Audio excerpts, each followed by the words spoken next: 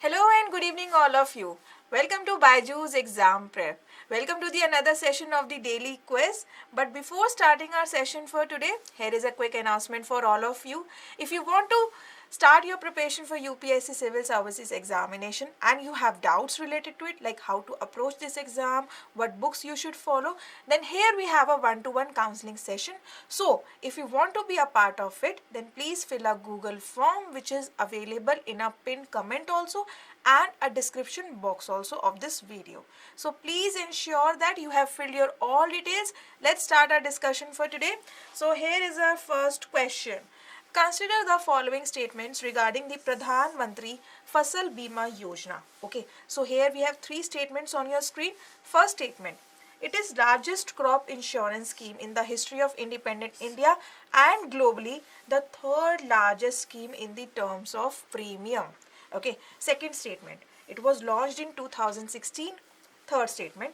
All farmers, both loany and non-loany, including sharecroppers and tenant farmers growing the notified crops in notified areas are eligible for this scheme. Okay, so how many statements given above is or are correct here? Only one, only two, all three, none. So here all three statements are right. Okay, so what will be the correct option here? C. Okay, all three statements are right here. Okay, now why this question?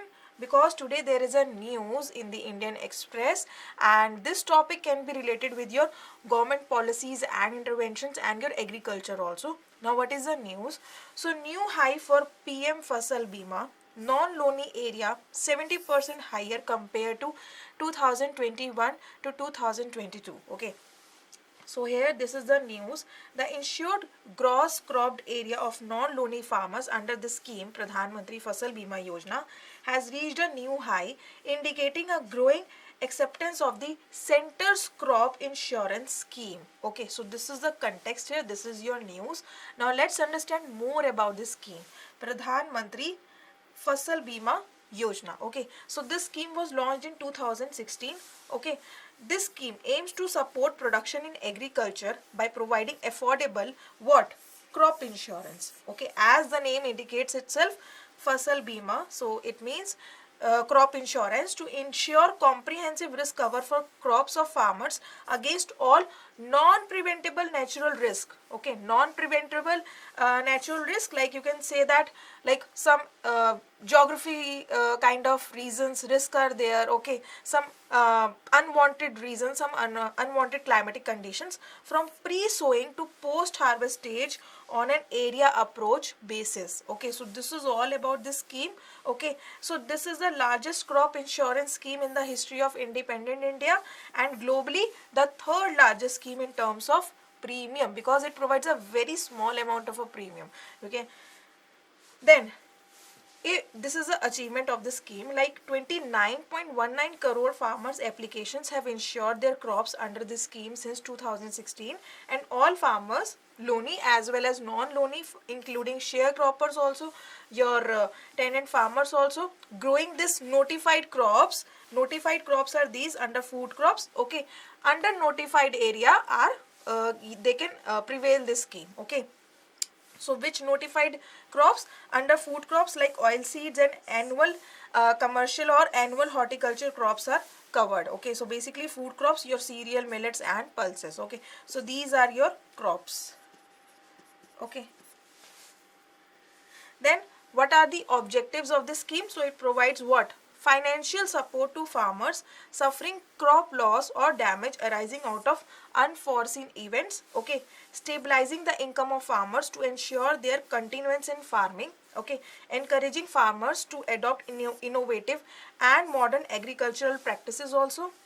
Ensuring flow of credit to the agricultural sector which will contribute to food security, crop diversification and enhancing growth and competitiveness of agricultural sector besides protecting farmers from production risk. Okay, so these are all the objectives of the scheme. Now moving towards our second question. Consider the following statements regarding the cervical cancer. Okay, so here we have two statements. So it starts in the cells of the cervix, okay, which is the lower narrow end of the uterus and connects the uterus to the vagina. Okay, second statement, before cancer appears in the cervix, the cells of the cervix go through the changes known as dysplasia, in which abnormal cells begin to appear in the cervical tissue. Okay, so which of the above statement is or are correct here? One only, two only, both one and two, neither one nor two. Okay, this is a very important topic, cervical cancer, and in the subsequent slides we will also study about HPV also. So coming back to our discussion for this question, so here both these statements are right. Okay, so C is the correct option, both 1 and 2. Okay, both of these statements are right. Now why this question? So this question, this topic was there in this press release, and this question can be related to your health or issues related to women also. Now what is the news here? So there have been some media reports speculating that the Union government will launch a human papillomavirus vaccination campaign in the second quarter of year 2024 to target girls in the 9 to 14 year age group. Okay, though such reports are not true, the Union Health Ministry is yet to take a decision on the rollout of HPV vaccination in the country. It is closely monitoring the incidences of cervical cancer cases in the country, and it is in also regular touch with states and various health departments also regarding this issue. So though this not has been started, but yeah, they are thinking to start this immunization program. So now let's understand about it. So here, so what is what is pending here? So like here, Union Health Ministry is thinking to roll out this immunization program. Now what is this immunization program? Actually, it comprises a number of vaccines. Okay, it comprises your quadrivalent vaccines, including your Serum Institute of India's Sarvashakti vaccine also, which prevent the entry of 4 of the most common types of HPV. Okay, so if this happens, then government will start the vaccination for this type of a you can say HPV. And here we have 4 types of HPV which are very serious, and they create what? Genital warts and eventually cancer also. The indigenously developed cheaper Sarvashakti, which is developed by your Serum Institute of India, will be used in the government campaign. Okay, so if this happens, this vaccine will be used to immunize girls under the age of 9 to 14. Okay, though there are 14 types of HPV, okay, which have been identified to have the potential to cause cancer. Among these, HPV 16 and 18, this one 16 and 18 are considered to be the most oncogenic, okay, because they causes what? 70% of all cervical cancers globally. Okay, so this is a very major concern. So HPV 16 and 18 causes what? Your cervical cancer. Okay, if this universal immunization program of this HPV, if this happens among the girls of 9 to 14, it also reduces the transmission of the infection to boys and protects them from other cancers also. So if this vaccine is applied upon the girls, then it will also benefit boys also indirectly. Okay, the vaccine has to be administered in adults and girls before they are sexually active. So that's why the age is 9 to 14. Okay, because in this age they are like not that much sexually active, so that's why this vaccine will be given before that. This is because the vaccine can only prevent the entry of the virus. Which virus? HPV. Okay, now what is this HPV? Because I'm again and again talking about this HPV. So what is the full form? Human papillomavirus. Okay, so this is your virus, and especially 16 and 18 causes what? As I have told, it causes your cervical cancer. Okay, now this is the most common sexually transmitted infection also, STI, and it can cause cervical and other cancers also, not cervical one, but it is also the major cause of other forms of cancers also, like cancer of the vulva, vagina, penis or anus also. It can also cause cancer in the back of throat. Okay, this can include the base of your tongue and tonsils also. Cancers though often take years, okay, even decades also to develop after a person gets HPV. Okay, so this is all about your HPV. Now let's understand about your cervical cancer in detail. Okay, so cervical cancer, now see, what is the major cause behind this cervical cancer? This HPV. Okay, and HPV is what?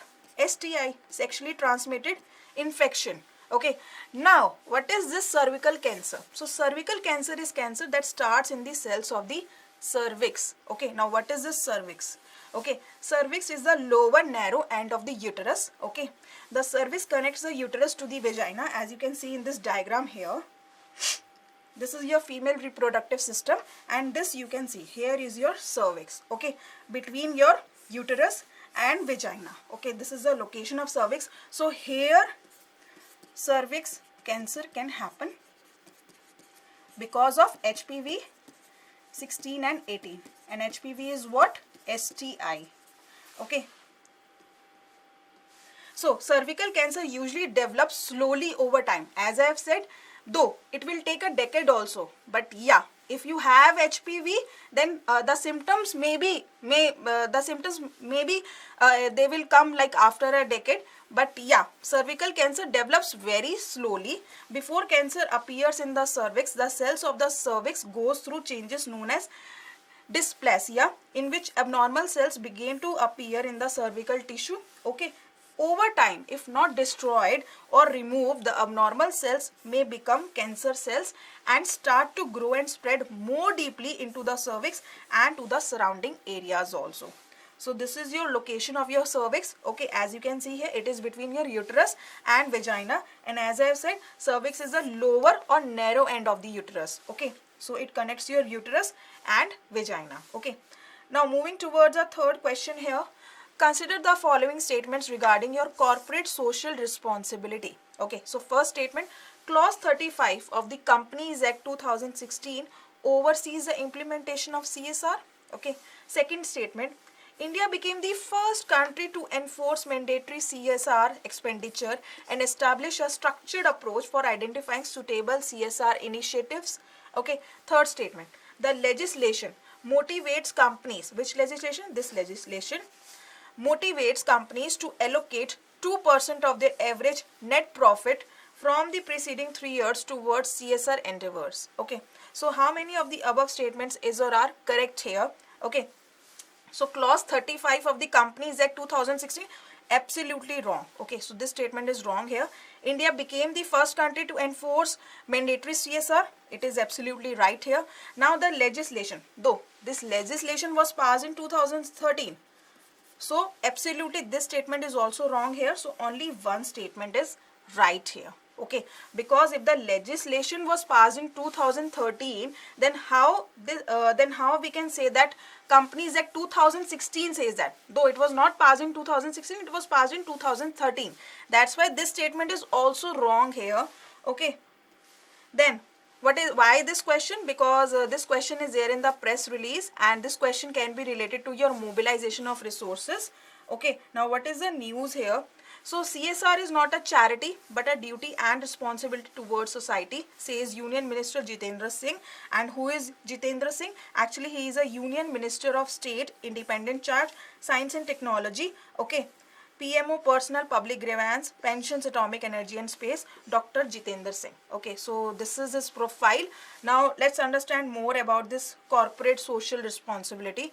So it involves corporate initiatives aimed at evaluating and assuming responsibility for a company's impact on the environment and its influence on social welfare. Okay, and which law implements this CSR? Companies Act of 2013 and clause number 135. Okay, so that's why first statement was wrong there, and also this third statement, because Companies Act 2016 doesn't exist. So how we can say that this legislation gives this like rule here? So that's why third statement was also wrong there.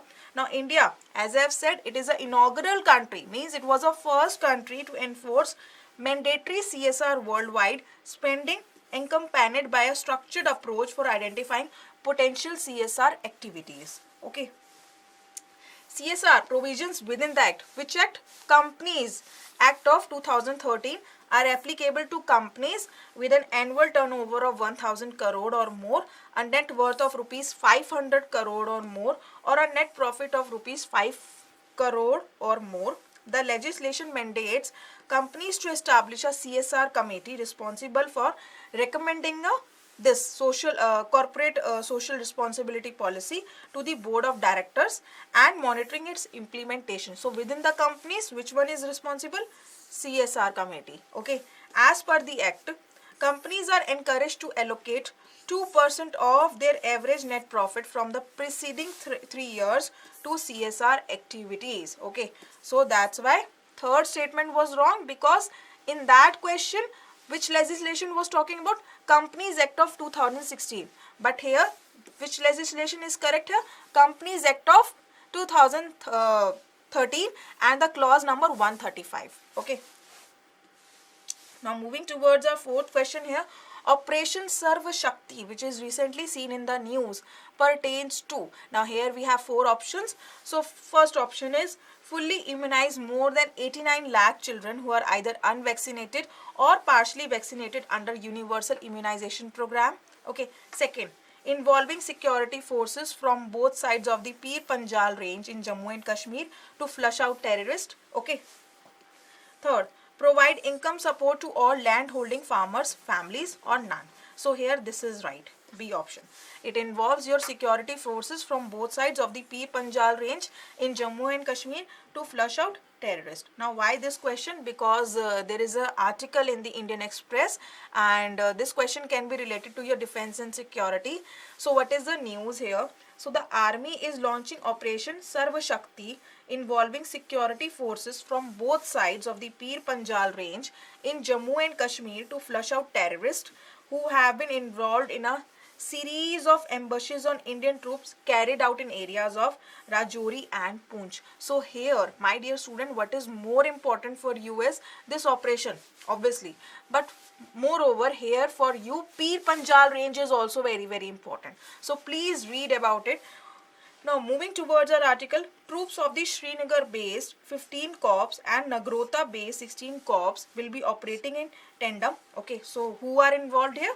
As it is written here, along with other agencies and paramilitary forces as part of the operations to wipe off terrorists. Okay, sponsored by Pakistan.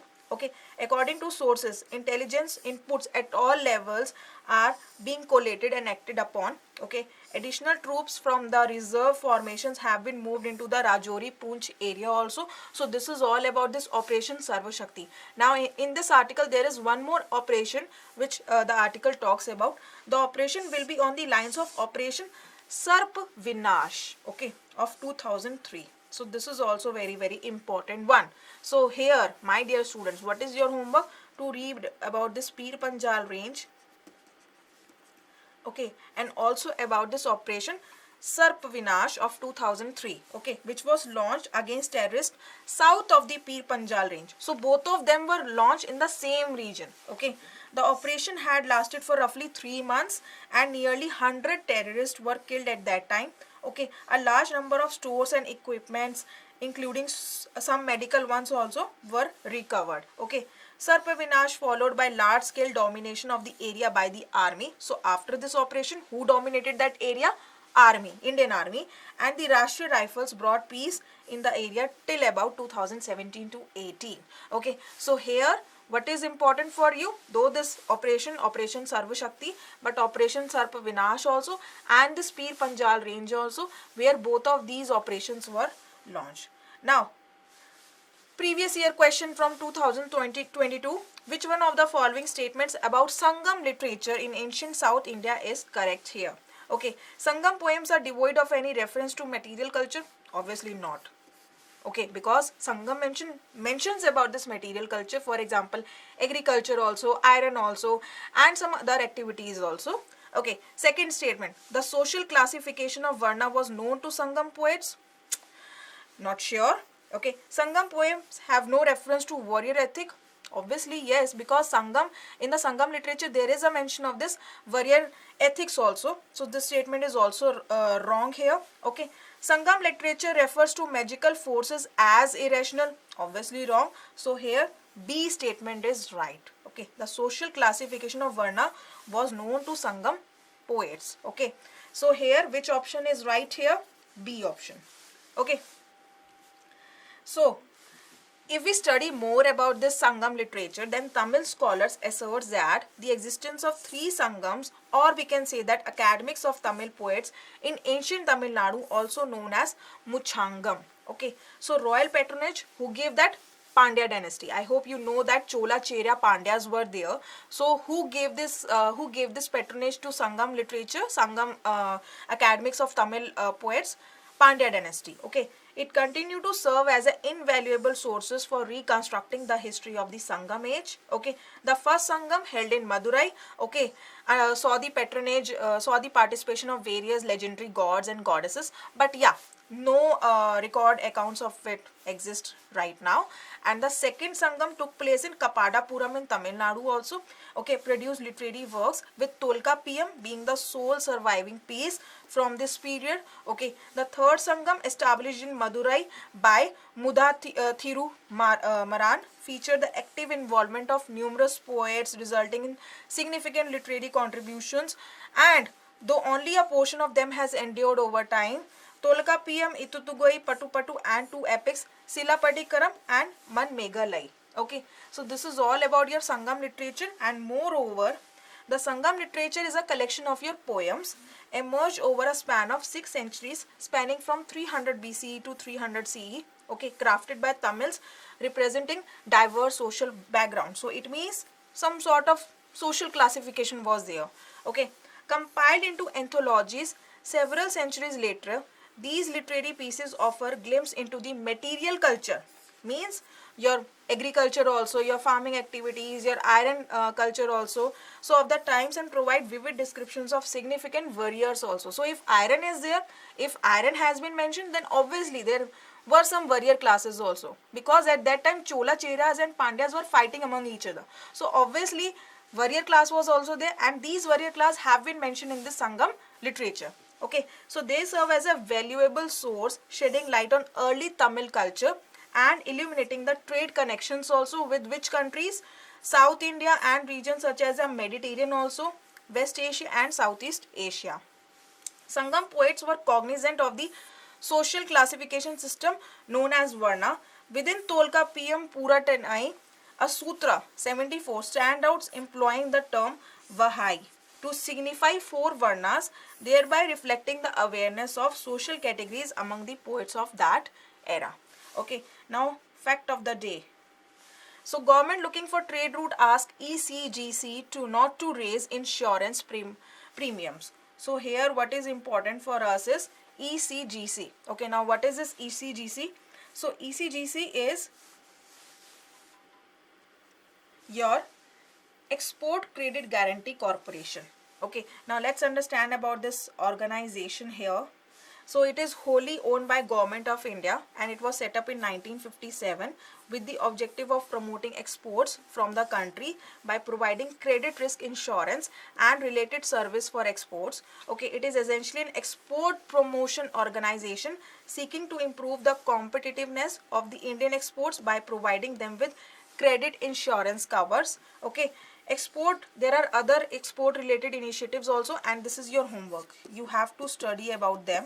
Okay, foreign trade policy, ROS CTL scheme, agricultural export policy, and your NIRVIC scheme also. Okay, so you have to study about this also, and you have to study the previous homework which I gave you in the previous questions. Okay, so thank you for today's discussion. Thank you for attending this session.